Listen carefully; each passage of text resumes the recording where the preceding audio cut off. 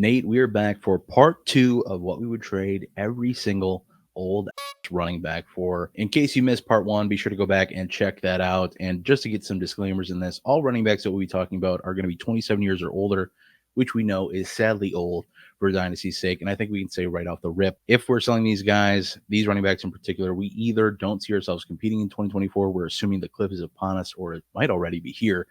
Maybe we don't believe in the offensive situation. We know running back is heavily tied to, or running back success is heavily tied to the offensive situation they're in. And maybe we don't need that running back, whatever the case is. We just want to escape with whatever value we can. That's why we're selling some of these guys. If you enjoy the video like you've enjoyed the rest of the What Would We Sell X4 series, leave a like on the video, comment down below what you'd be selling these running backs for, as well as any other player you're trying to sell right now. Are you in agreement with our sells and costs? We want to know about it. And we want to see you over on our Patreon Discord. Head on over to patreon.com/Dynasty Rewind. Get in there for a free 7-day trial and see what we can do for your Dynasty teams. But Nate, with all that said, all the promo in the books, let's get to the content that people came for. You were tasked with selling Christian McCaffrey at the top of this video, which is no easy feat. Saved him for part 2 for funs and giggles, I guess. But here we are. You're selling him, or maybe, I guess. What would it cost to sell him if you had to? But what are you doing with CMC? Let's talk about it, Nate. Yeah, what I'm doing with CMC is I'm holding on to CMC. Christian McCaffrey is going to retire on my roster just like Travis Kelce will if I have him. You just can't get the value that you need with the kind of production you get from these kind of players. Christian McCaffrey, led the league last year in rushing touchdowns, led the league last year in rushing yardage, led the league last year in scrimmage yardage with over 2,000 scrimmage yards. Christian McCaffrey's production throughout his career has just been out of this world compared to the other running backs. And also the fact that he was able to stay healthy has been really impressive despite all those touches. So this guy is just special. He's different than all the other running backs. He's 28 years old, but like I said, he's going to retire my roster unless I get an incredible deal for this guy. Looking at Dynasty Daddy, I was looking at some completed trades for Christian McCaffrey, and I'll tell you about most of them I did not like. I saw Josh Palmer, a 25 first and a 25 second for Christian McCaffrey. What are we doing out here? I saw 2 future firsts for Christian McCaffrey. That's not going to make it happen for me. Even on a rebuilding team, I need more than that to move Christian McCaffrey. I need a first this year, a first next year, and a throw-in player with some upside that I like or something. I need a stud player plus sometimes for moving Christian McCaffrey. This guy is basically a cheat code. Taking a look real quick, he averaged 24.5 points per game last year at the running back position. Only one other running back averaged over 20 points, and that was Kyron Williams with 21.3. I know. That's nice, My isn't boy. it? That's nice. Shout. And then in third place was Alvin Kamara with 17.9. So the difference between Alvin Kamara in third place with points per game is 17.9 and Christian McCaffrey with 24.5. We're talking like 7 more fantasy points here. If you take 7 points away from Alvin Kamara, you got to go all the way down to like Donta Foreman, who was averaging 10.1 points per game. I mean, come on. He is a cheat code in fantasy football. I'm holding on to him. If I am moving him, I need a guy like Garrett Wilson, Puka Nacua. I need a stud at the wide receiver position. Or if I'm not getting one of those like top 5, top 6 guys at their position, give me Nico Collins and Jonathan Brooks.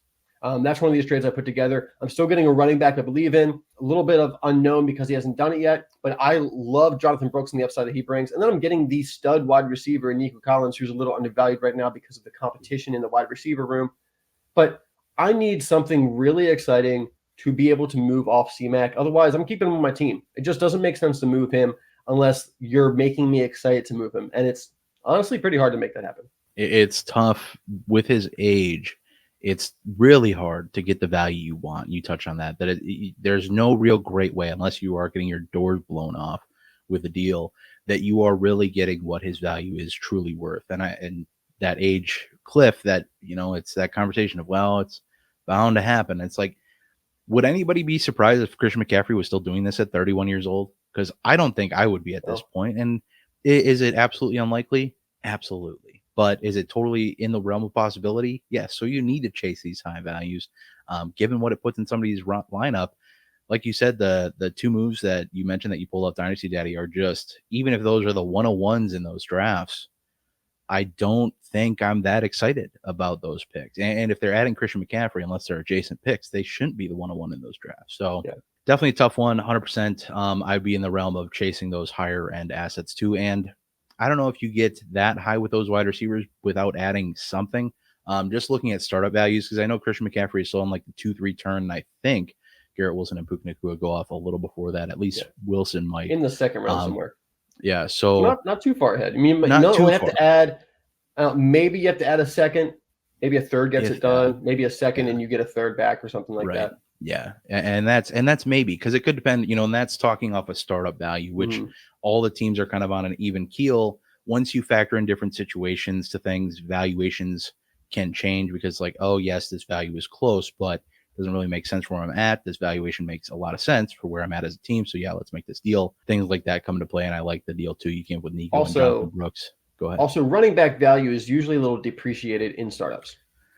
That's true. That's a fair enough point. Especially, now I feel like that's in the last 2 or 3 years, that's changed quite a bit, which good on Dynasty for making that adjustment and realizing that, hey, running backs are kind of volatile. I'm all about it, and I'm all about this running back too that is coming up. Alvin Kamara, 29 this month. Alvin Kamara is definitely another guy I'm more in than out on, much like I was with James Conner. This team still doesn't have a bona fide number 2 wide receiver or receiver of any kind. Not at tight end, not at wide out. Shaheed? You're not a Shaheed fan, Bob? Nate, stop. He's like the wide receiver 6 and got first ball scoring last year. Oh God. Well, that's with return scoring, right? Return yardage, Well, that'll do it for you.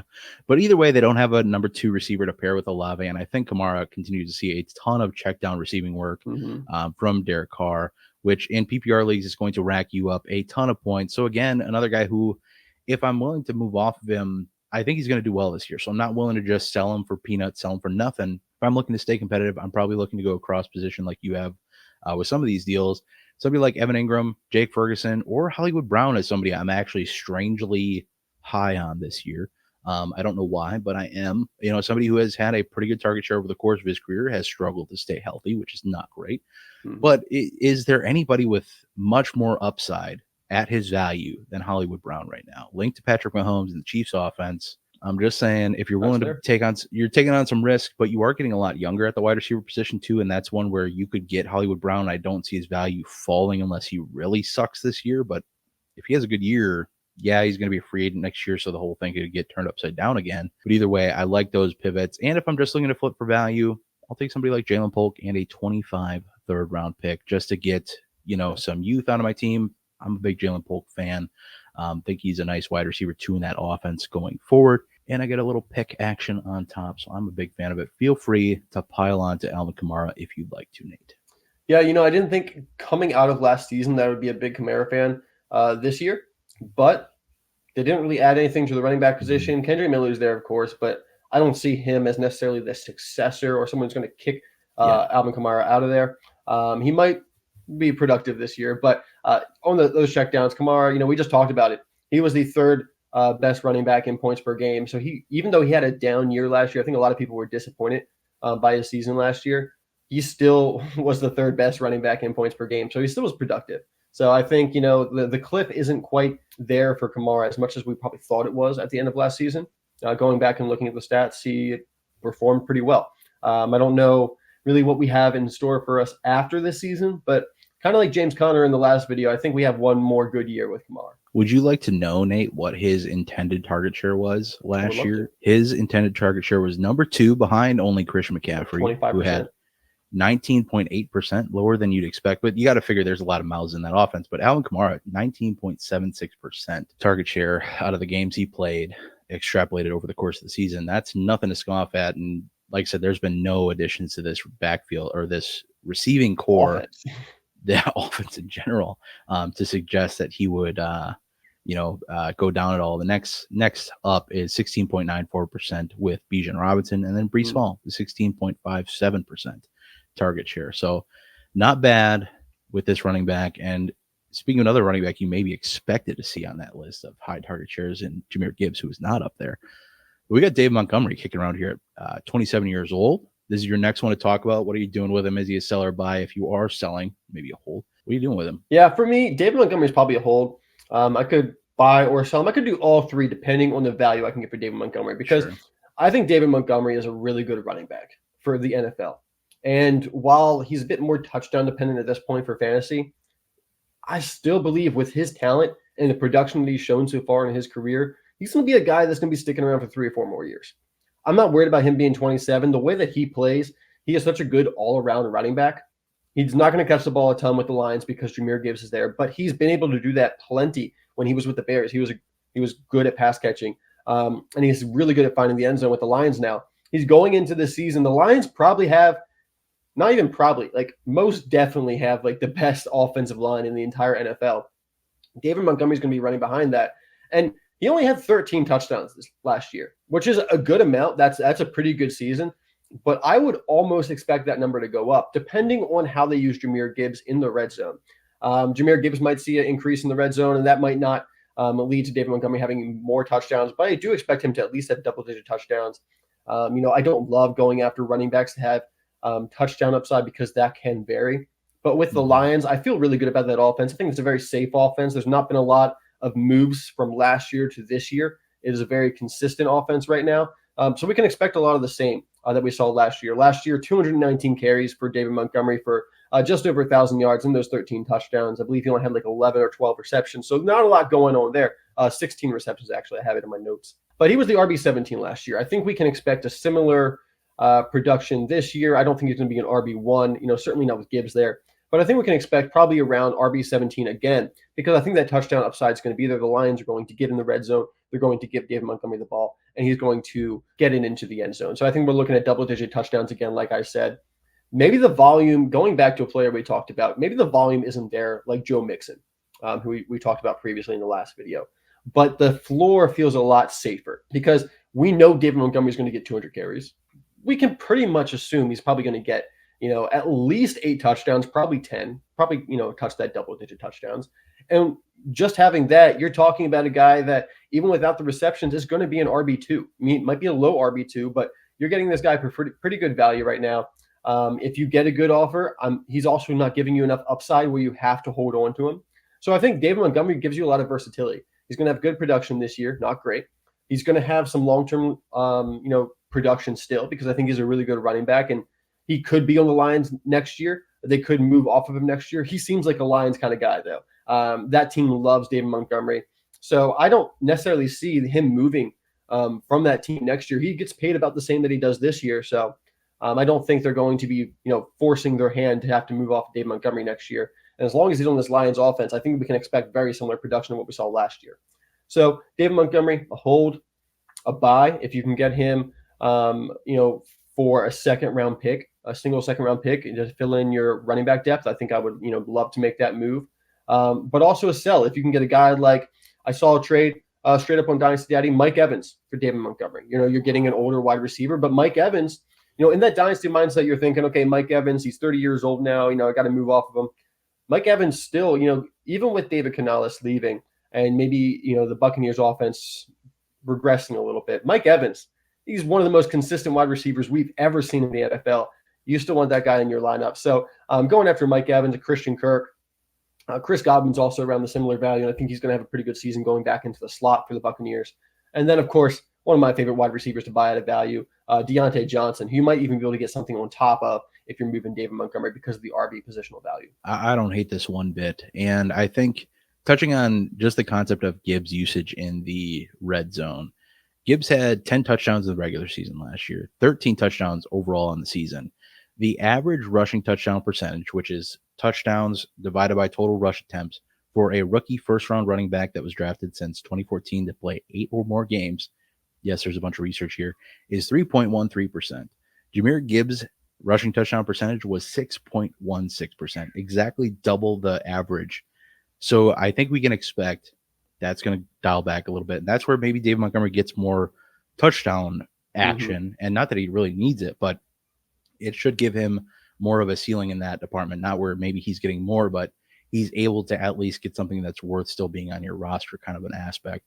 But like this a good bit. I like holding him if I got him, but I like the concept of selling. Like you said, if I could get one of those wide receivers, pretty happy. If you can buy him for even those wide receivers, you need some running back help. Maybe you have Gibbs and you just want to really shore up that room. And if case anything goes wrong, you can start both of them. They're not bad to both start. I know the one hiccup I have with Montgomery is like down the stretch last year, he was very less exciting in terms of his ceiling out, but he was still giving you good enough games where he wasn't costing you weeks or anything, but just makes it a little less exciting. But I get it 100%. And somebody who might be a little less exciting, moving on to this next player here, Tony Pollard. I don't know how it happened, Nate, but I have somehow become the Tony Pollard guy on the channel. And yeah, I don't know how it happened, but here we are. I still see him being the running back 1 in this offense, at least the running back 1A. I think Spears can get some work. But even though I think he's undervalued right now, that doesn't mean I won't sell him at the right cost. If the opportunity presents itself, I can see this offense trending in the very wrong direction. I don't have a lot of faith in Will Levis, and I think this offense kind of hinges on that, on Will Levis being competent enough capacity-wise to play the quarterback position effectively. I'm not calling him stupid, but you get it. But I can admit that this offense can break right, because I think we can all acknowledge that Will Levis has upside. I think he has a good offensive-minded coach coming in Callahan. But right now, if I'm moving Pollard, let's say if I'm willing to give up production right now, I love Nate targeting one of our favorite rookie running backs in Marshawn Lloyd. If I want to look to reset my running back room for the future, not score a ton of points this year, kind of pad that room for next year and maybe future years, whatever the case is. But if I'm looking to maintain points in 2024, Javonte Williams is a name that intrigues me in that value range, but also very much scares me with the anti-hype he's receiving, where he's just every other running back in that backfield is getting some shred of hype this offseason. Jaleel McLaughlin, Audric Estime, everybody is getting hype, but not Javonte. And he's an impending free agent in 2025 as well, which is not something I love buying in on. Somebody who's going into another volatile situation value-wise with where is he going to be next year? And maybe it's a good landing spot. Maybe he gets, the DeAndre Swift treatment where great, but maybe it's like Miles Sanders where he goes somewhere and we think it's good, but it's fool's gold. But if you want something that's a nice mix between points now and long-term viability, Pat Freiermuth is somebody who I love targeting right now. I think he's a great fit in this offense. I think somebody who has been a good target getter over the course of the first 2 years of his career. Last year dipped a little, was banged up a lot. We didn't see full Pat Freiermuth effectiveness last year. But he's a nice mix between points now, long-term viability, and I think he's going to get a good target share in that offense. I think he's somebody, regardless of who's at quarterback, is going to get work. And just given what Arthur Smith, he loves to target the tight end position. Pat Freiermuth, worth getting the ball to. So somebody I like if you want a good mix of now and later. And there's not nearly as much volatility to that pivot either, because Marshawn Lloyd, as much as we love him, could be Kendre Miller, where his value just tanks after year one because he doesn't get enough work. Javonte Williams could go to heck in a handbasket real quick too. He could get injured again and then be a free agent and go God knows where and get bad valuations that way. But Pat Freiermuth, probably the nice mix, the nice, Goldilocks fix to this pivot here. Nate, feel free to touch on Tony Pollard. I know you're not a Tony Pollard guy. It's okay. I just think he's undervalued. That's all. That's all I'm saying. But touch on Tony Pollard before you get into your next guy. I don't have much to say about Tony Pollard. I think he's, rather inefficient on an offense that's pretty risky with a good running back in the backfield next to him. I don't think Tyjae Spears necessarily is going to be the 1A over Pollard, but I don't think Pollard's going to be much higher than Spears either. I think it's a pretty split backfield. And with the unknown of this offense, not really interested too much in either one. I was actually kind of into Spears to start the offseason, but once Pollard went there, kind of just not really touching much of that offense at the moment. I cannot blame you. This is an offense we definitely want a part of, whether it's in the backfield or one of the wide receivers. We'll pass on the tight end room for great reasoning. But talk about Raheem Mostert here, going to be 30 or is 32 now, aging running back, but the production is still insane at this point in his career. What do you got talking Raheem Mostert? This is possibly the best buy at the running back position right now. Sure. Value-wise, because going back to what I said in the last video, using best ball in the offseason to kind of get an idea of what's going to happen this season, kind of looking at my lineup from a non-dynasty focus, there is a huge discrepancy between where Raheem Mostert's being drafted for seasonal and where he's being drafted in dynasty. And it makes sense because he's 32 years old, so you're not going to draft him highly in dynasty. So in startup, I fully expect him to be pretty low.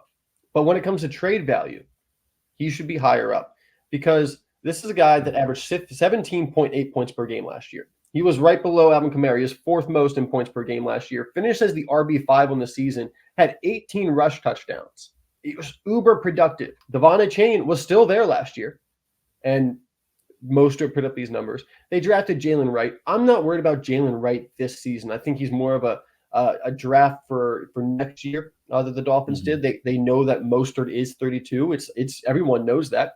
But he is their lead back going into the season. That's an offense that we all should be excited to have a piece of. And Mostert right now, his value is way too low to be anything but a buy. Sure. Bob, I went to Dynasty Daddy and I looked at completed trades, because it's one thing to look at keep trade cut and CSC is pretty low, but he's a running back. People need points. No, he's probably going for more than whatever his keep trade value is, right?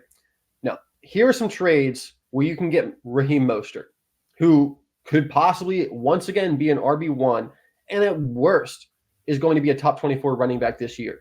And if he gets that same kind of red zone usage, it's going to be really hard to keep him out of the top 12. Raheem Mostert for Cortland Sutton. Straight up. Nuts. Raheem Mostert in a fourth for 2/3. Raheem Mostert and the 105 for the 104. So someone moved down a spot and picked up Raheem Mostert. They can plug right into the lineup. Raheem Mostert for CEH in a third. So you can basically get Raheem Mostert for a third round pick. Maybe you need to throw in a throw-in player. You throw in another third and you get a fourth. So cheap right now for the value that he's going to give you. We've seen it the past 2 years. Raheem Mostert be very, very productive. I think we're going to have one more year of this. And then next year, I believe his contract is up after this year. And they have Devon Achane and they have Jalen Wright. Thank you, Bob. If you can check that contract for me real quick. I did not. But this value at the running back position is just too low for a team that would be contending. This is an obvious buy right now if you're a contending team and you need a running back just for your depth. You don't even need to necessarily have Mostert as your 1 or 2, but having him as your 3 or 4. And then when you get to the season, if he is as productive as he was last year, you're going to be having incredible value for that position. Yeah, Raheem Mostert is actually signed through 2025. Oh. He is a pretty cap casualty possibility. They'd save $3 million with a post June 1 cut. They could pretty easily do that, but 100% Nate. At this point, if you have him, absolutely hold. And he's somebody I think yes, the value suggests he should be easy to buy, because I think that's what we see here with the trades you've pulled. But why would anybody with Raheem Mostert want to sell for this? And that's not saying that it hasn't happened or can't happen. Knock on some doors, please. Raheem Mostert for Cortland Sutton is just insanity to me. Cortland Sutton is the middest of outside mid wide receivers out there. Then you have a Mostert and a fourth for 2/3, whatever. That's about what his value apparently is. And I'll admit I would have a tough time moving out of 104 for 105 in Mostert, because I might be missing out on Neighbors there. If I knew that pick was going to be Neighbors, I'd be mighty sad to trade back, even though I got a good asset on top. But then Mostert for Clyde Edwards-Helaire in a third, another guy who has just not, had one good season, maybe 1.5 good seasons, but just has not been the guy. Has been a complete disappointment. I just why would you sell for these prices? Even if you think his doors are just going to fall off this year, at this point in time, why would you sell now? Why not just hold? Because once you get to the season and he has one good game, I know we talked about this hyperbole in the last video, this cliche, but once he has one good game and everyone's like, oh, Raheem Mostert isn't dust yet, immediately better valued, and to the point where you can get a second for him probably. Definitely. And that's much more palatable, because that's the price, that's the going rate for those rental receivers and things like that, like the Mike Evans and things like that, where you're having to pay a Joe Mixon, a David Montgomery. Mostert should have similar production, if not better than those guys. I think at a floor, probably a similar production. Yeah, absolutely. I love what you did here. I could not agree more with not really selling. And I think if you are going to sell, I think you should look for a second at least. You should look what we've gotten for the other, wide running backs in that same range that you discussed, the Joe Mixon, the David Montgomery of the world. Look for costs in those ranges, because Raheem Mostert is just not being properly valued. I get that those guys have a couple more years of quote unquote long-term upside. But when you think about when we're talking about running backs as old as we are, with how quick we know the cliff can come, Raheem Mostert could be just as viable this year. Joe Mixon could fall off a cliff this year and never be the same running back. And where Raheem Mostert's value should be where Joe Mixon's is, and Mixon falls to where Mostert is due to an injury, due to performance, whatever the case is. It's so volatile. Just take the 1 year snapshot and take Mostert here at the great value. Like I said, I love what you did here, putting him as a strong hold. Please do not sell, at least not at anything cheap. like it's being suggested just about anywhere. It's like I get we are definitely like he should not be good anymore because of his age. But in He this also offense, didn't have a lot of wear and tear early in his career. right? This is a guy that was a very late bloomer. Mhm. So there's not a lot of wear and tear. There's a reason he's still good when he's 32. And I get the reason people are willing to sell cheap because, yeah, you got a really exciting running back behind him. You got, another running back they just drafted this year. It seems like a really crowded backfield. But all signs and everything coming out of that staff is that Raheem Mostert is still the guy. So looking at, if you want to figure in that Devon Chan is going to get more work in the backfield, looking at last year's breakup of how the rushing workload was spread out last year, an intended rush share, similar to target share. If people miss games, it gets factored in. So it's not like all wonky where, somebody only played 11 games, so they have much less rush attempts. It all gets kind of factored in. Raheem Mostert, 53.77% rush share. Devon Chan, 35%. I see that sticking pretty consistent. So looking at my projections, I touched on these a little bit in part one of the running back series. I haven't touched on them as much. Looking at Raheem Mostert, where he's being valued in Dynasty right now, where I have him in my projections. And I honestly will admit, I think this is a pretty floor projection. This is pretty low for where Mostert could be. I'm at running back 15, and that's in PPR, fantasy points per game. And that could easily change. I mean, you have guys in front of him, Rachaad White, James Conner, Kyren Williams, Josh Jacobs. I don't see a bunch of the names ahead of him. Aaron Jones could fall out of that list pretty easily. Derrick Henry, God knows something could happen, with injury's sake and getting on in years himself. But Raheem Mostert, with where his value is, if you got a running back 15 out of Raheem Mostert, like you said, a very conservative projection at this point, I don't think anybody would be upset with that, with what you're paying for him. So absolutely go buy him if you can. Do not sell him at the rate he's going for right now, because quite frankly, it's just not super worth it. Bob, but I'll say one last thing is if you have really good quarterbacks, you have really good wide receivers, and a really good tight end, you could probably win your league starting Raheem Mostert and Gus Edwards at the running back position this year. Probably a pretty close. I wouldn't want to go in with just them, but if you could find levels of those guys at the values, you can play money ball at running back, and with how low valued they get, every year we see older running backs in that mix. We've talked about the concept of that crown jewel running back build, or, anchor running back, hero running back, whatever you want to call it, of just having one really solid running back and just piecing together the rest. You can do that with these aging running backs. This is where the value is for the aging running backs. They're not as great sells. They're guys with running backs you want to sell before the value drops out. But when the value drops out, the next best move is to go and buy them at a cheaper discount for production when you need it, which is right now. And will Nick Chubb have that production, being 29 in December, coming off a pretty nasty knee injury? I believe tore multiple CL ligaments, ACL. Had multiple surgeries too. I think he had two separate surgeries, one initially to fix the ACL, another one to go back and fix maybe the meniscus, I think. And this is not his first knee injury either.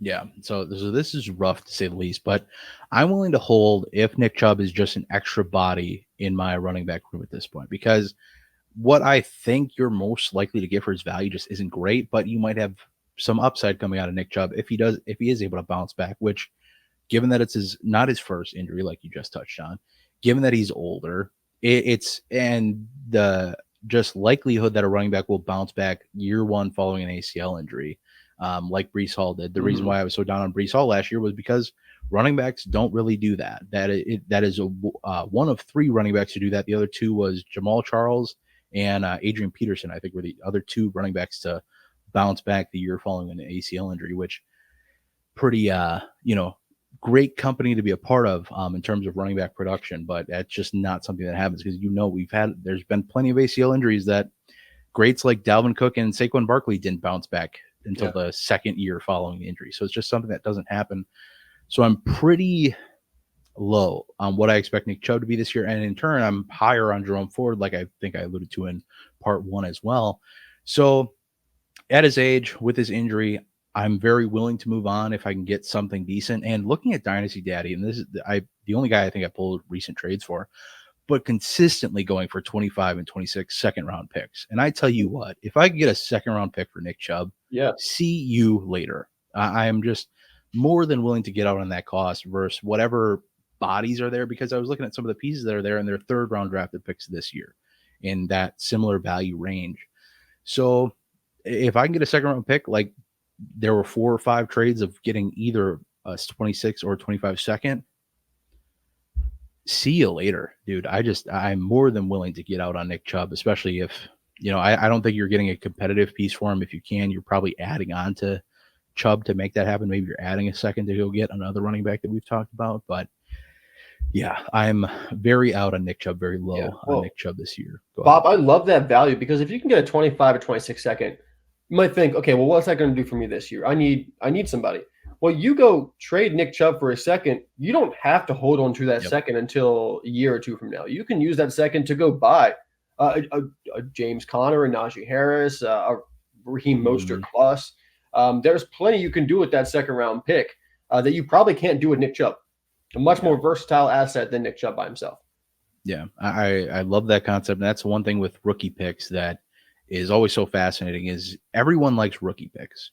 Not everybody likes Nick Chubb or other running backs that we've talked about. But if you can get off to a pick, you can do a lot more with it. It's that, what could that pick be? The boat versus knowing the mystery box conversation from Family Guy. Yeah, definitely out on Nick Chubb. I would love to get those values.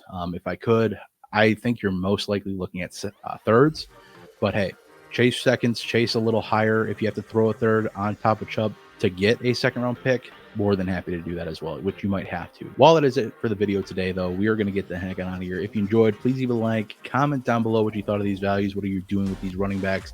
What are you looking to get for some of these running backs? Maybe what have you gotten selling some of these running backs? We'd love to hear it. And we'd love to hear from you over on our Patreon Discord. Heading over to patreon.com/Dynasty Rewind. Get in that Discord server for a free 7-day trial and see what we can do to build up your Dynasty rosters. But with all that said, all the promo in the books, Nate and I are going to get the heck on out of here. We will see you in the next one. But until then, I hope that y'all have a good one.